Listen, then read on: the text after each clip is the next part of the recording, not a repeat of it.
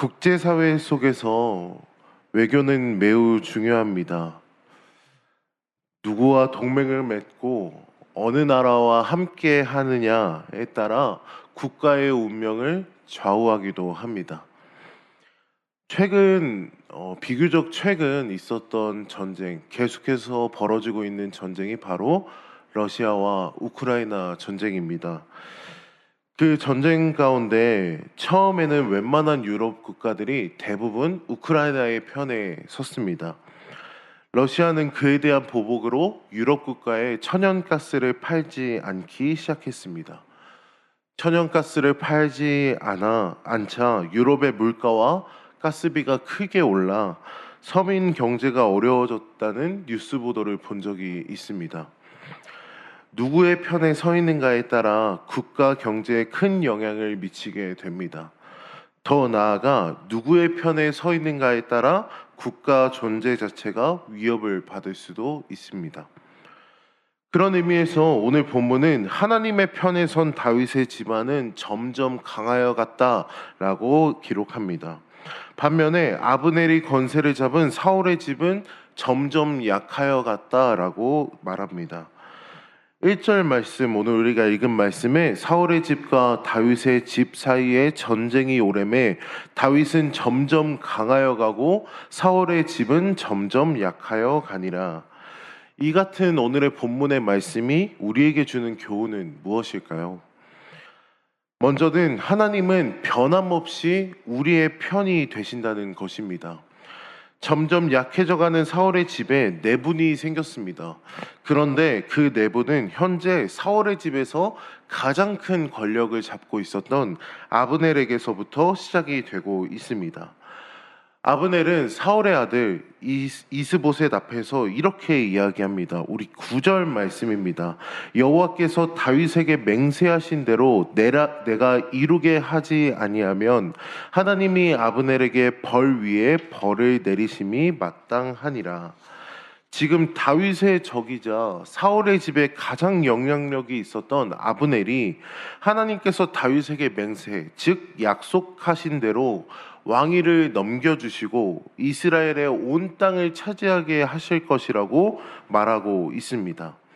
그리고 아브넬 자신이 그 하나님께서 행하실 일에 적극적으로 동참하여 다윗이 이스라엘의 왕이 되도록 힘쓰겠다라고 말합니다.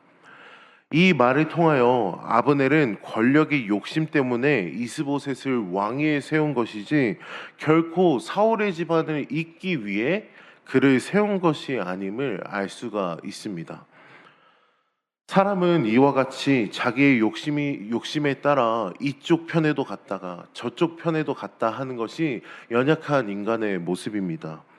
그러나 우리 하나님은 아브넬이 말한 바와 같이 한 번 약속하신 것을 반드시 이루시는 분이십니다.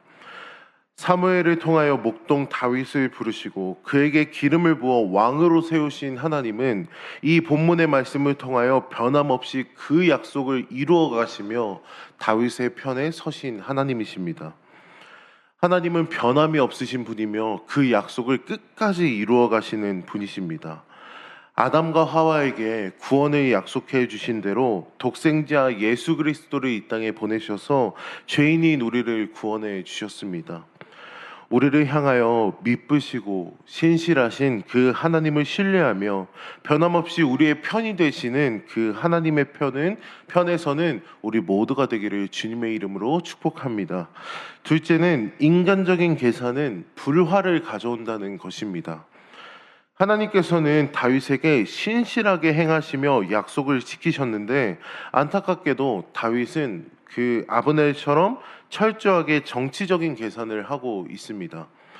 그래서 다윗은 아브넬에게 너가 나와 동맹을 맺고자 한다면 사울의 딸 미가를 데리고 오라고 요구합니다. 13절 말씀입니다. 다윗이 이르되 좋다. 내가 너와 언약을 맺거니와 내가 내게 한 가지 일을 요구하오니 나를 보러 올 때에 우선 사울의 딸 미가를 데리고 오라. 그리하지 아니하면 내 얼굴을 보지 못하리라 하고. 다윗은 원래 사울의 사위였습니다. 미갈은 그의 아내였습니다.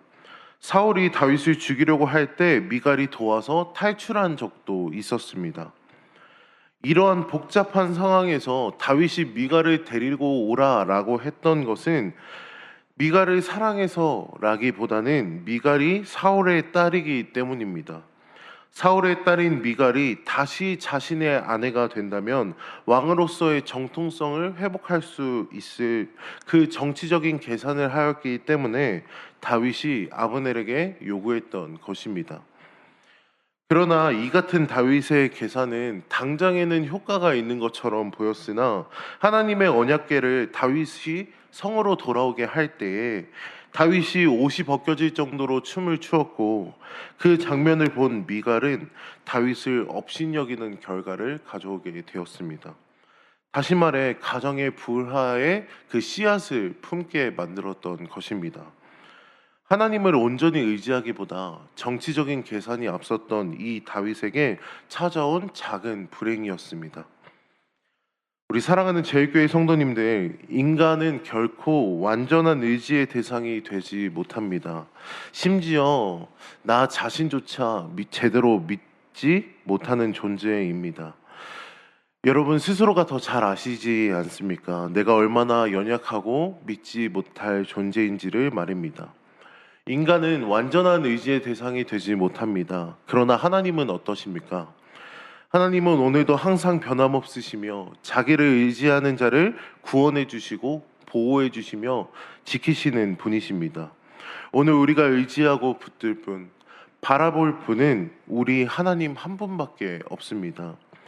당장은 부족하고 어려워서 이 문제에서 나를 구원해 줄 이가 당장은 눈에 보이지 않을지라도 오늘 하나님은 변함없이 우리에게 그 강한 오른손으로 저와 여러분들의 삶을 지키시고 보호하시는 줄 믿습니다. 그리할 때 하나님은 우리의 구원자가 되시며 우리를 어려움 속에서 건지실 뿐 아니라 하나님의 편에 선 우리의 믿음을 점점 더 강하게 세워주실 것입니다. 오늘도 담대하게 십자가에 군병되어 예수의 길을 온전히 따라 걸어가며 온전히 하나님을 의지하며 신뢰하며 살아가시는 저와 여러분들의 삶이 되시기를 주님의 이름으로 축복합니다. 기도하겠습니다.